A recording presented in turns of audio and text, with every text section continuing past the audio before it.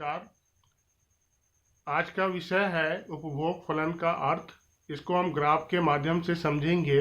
सर्वप्रथम हम देख लेते हैं कि उपभोग फलन क्या होता है। आय,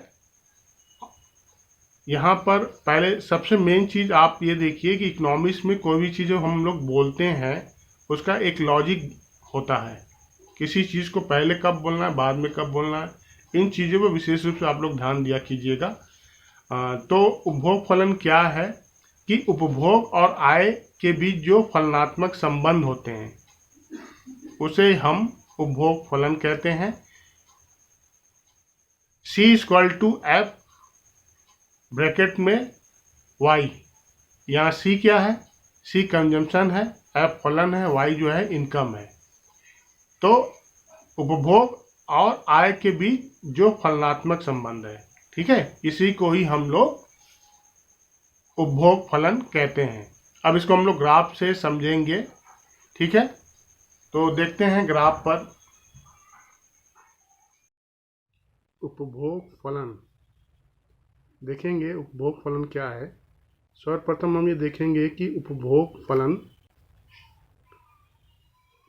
को अगर हम जो है एक लाइन में अगर इसको व्यक्त करना चाहें तो क्या कहेंगे कि इसका जो अर्थ है उपभोग और आय। यहाँ पर आय जो है आपका राष्ट्रीय आय है, किसी देश की आय है। उपभोग और आय के मध्य या बीच में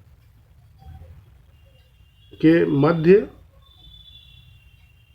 पाए जाने वाले संबंध को हम जो है उपभोग फलन कहते हैं, ठीक है। को उपभोग फलन कहते हैं, ठीक है। अब यहाँ पर इस चीज़ को हम कहते हैं, इसको हम जो है उपभोग और आय के मध्य पाए जाने वाले संबंध को उपभोग फलन कहते हैं। अगर इसको हम समीकरण के रूप में देखें तो क्या है कि C=F ब्रैकेट में Y। ओके, C क्या है?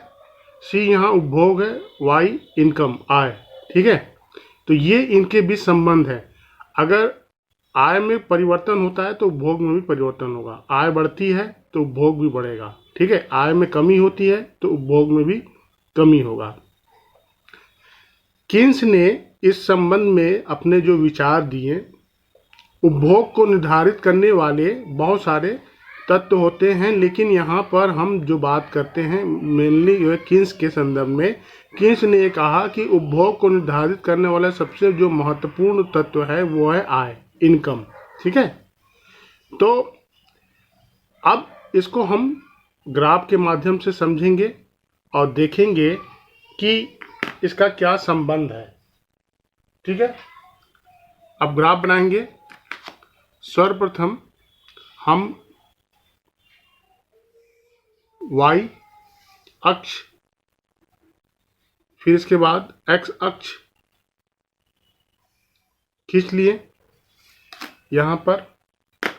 अब यहाँ ये आपका X और ये आपका Y अक्ष हो गया, ठीक है। मूल बिंदु आपका ये हो गया।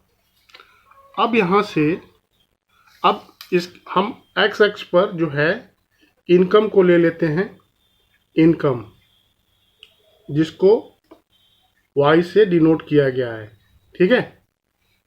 अब Y अक्ष पर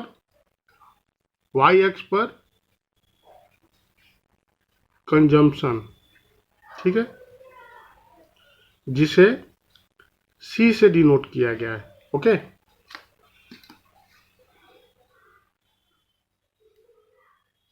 ये रेखा आपकी क्या हो गई?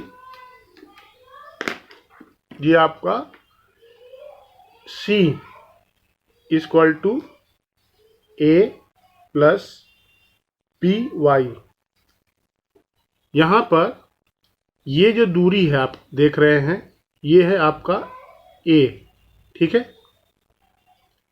इसको हम लोग यहाँ पर, यहाँ से यहाँ तक की जो दूरी है वो आपकी ए है।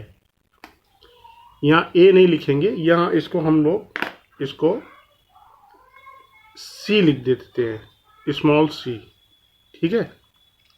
तो यहाँ से यहाँ तक की जो दूरी है वो ए है। अब ये क्या है इसको देखेंगे, ये समीकरण, ठीक है। सी ये मेन समीकरण है जो आपका उपभोग फलन है, ठीक है। उपभोग किस पर निर्धारित होता है? आय पर, ठीक है।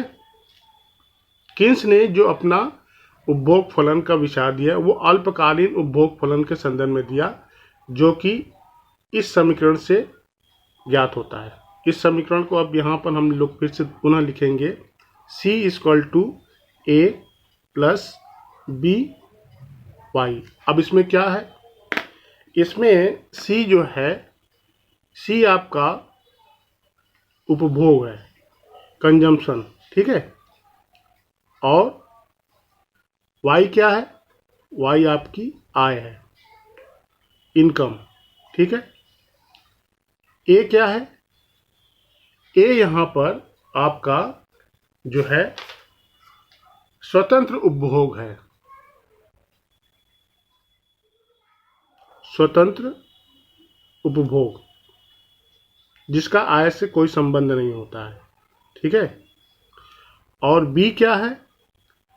बी आपका जो है उपभोग फलन की ढाल है, उपभोग फलन की ढाल, जो कि ये है आपका, ये रेखा जो देख रहे हैं, ठीक है।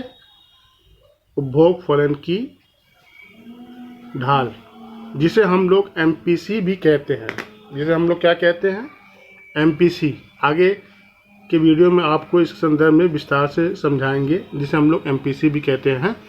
तो हम यहाँ देखें, मेन समीकरण आपका ये है, C equal to A plus B Y, जो कि किन्स ने कहा कि अल्पकालीन उपभोग फलन, ये आपका अल्पकालीन उपभोग फलन है, ठीक है। अब इसके बीच संबंध क्या है कि इसको हम लोग समझेंगे कि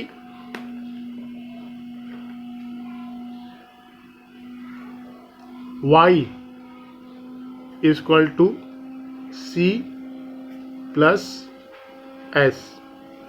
y आय है, इनकम, इनकम जो है उपभोग और बचत के बराबर होता है। ये हम जानते हैं, किसी भी व्यक्ति का जो आय है या किसी राष्ट्र की आय, वो उपभोग और बचत के बराबर, अगर हम उपभोग और बचत को जोड़ दें तो हमको आय प्राप्त हो जाएगा, ठीक है। तो यहाँ ये कहा जा रहा है कि आय बढ़ने पर उपभोग में भी वृद्धि होती है, लेकिन जिस रेशियो से आय में वृद्धि होती उस रेशियो से उपभोग में वृद्धि नहीं होती, उससे कम दर से होती। जैसे यहाँ हम लोग देखेंगे कि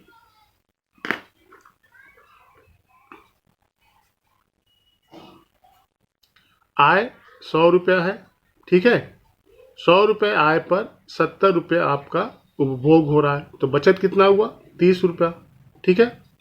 अब आय बढ़कर 200 रुपया हो गया, तो उपभोग जो है, अगर प्रतिष्ठित अर्थशास्त्रियों के संदर्भ में बात कहें तो प्रतिष्ठित अर्थशास्त्रियों का कहना था कि जिस रेशियो में आय बढ़ती उसी रेशियो में उपभोग भी बढ़ता है, अर्थात इसका जस्ट 2 गुना हो जाएगा उपभोग भी, जैसे आय डबल हो गया।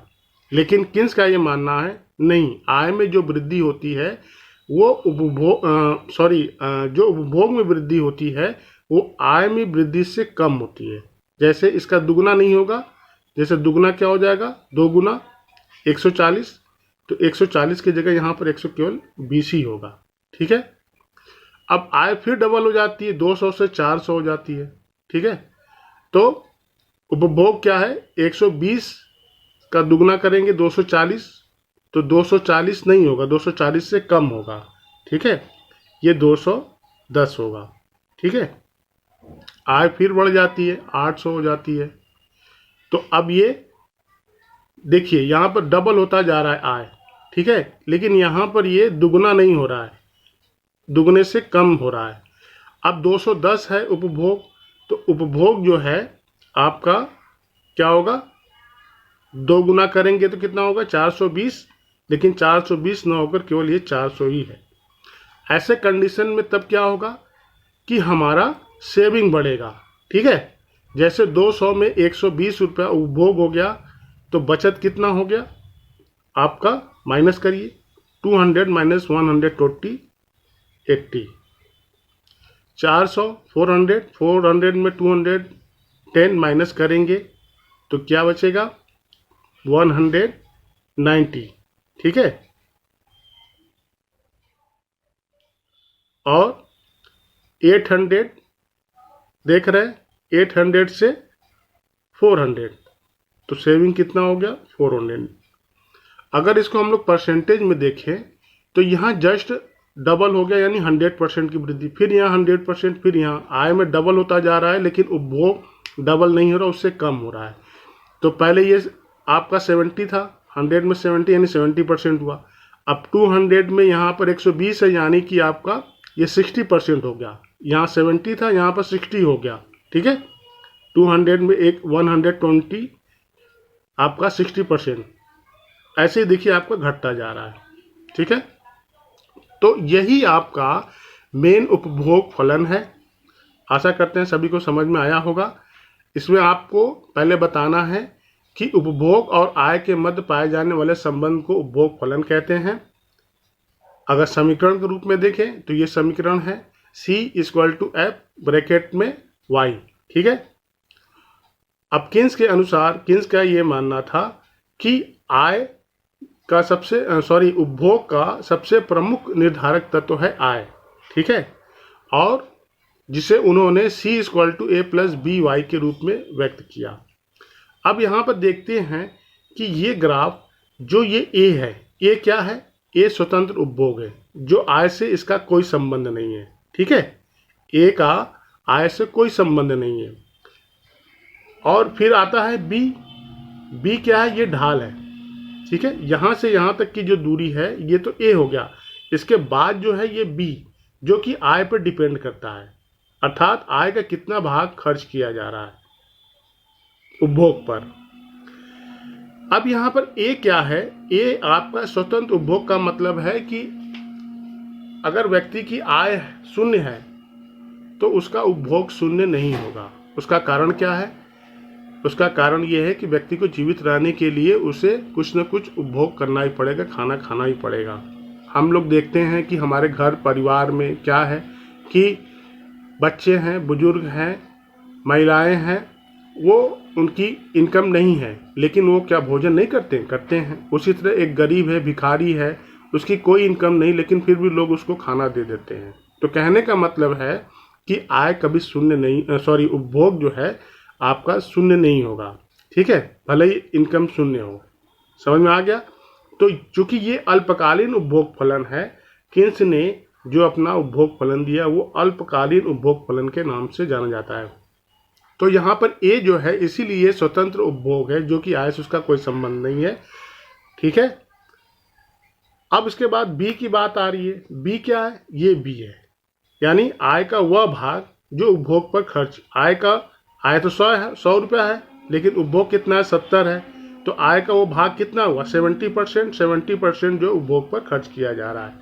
ठीक है, तो यही आपका उपभोग फलन है। उम्मीद करते हैं कि आप लोगों को अच्छी तरह से समझ में आया होगा।